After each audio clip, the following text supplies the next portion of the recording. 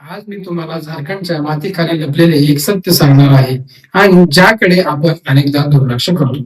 झारखंड हे खनिजांनी समृद्ध राज्य आहे. येथे कोळसा, दगड, वाळू सारखे संसाधने मुबलक प्रमाणात आढळतात. परंतु समस्या तेव्हा सुरू होते जेव्हा ही खनिजे बेकायदेशीर उत्खननाचा विषय बनतात. अनेक भागात सरकारी परवानगीशिवाय रात्रीतून उत्खनन केले जाते. जड यंत्रसामग्री चालते, पर्वत तोडले जातात, जंगले हळूहळू गायब होत आहेत. सर्वात धक्कादायक गोष्ट म्हणजे हे सर्वात बहुतेकदा लोकांच्या डोळ्यासमोर घडते.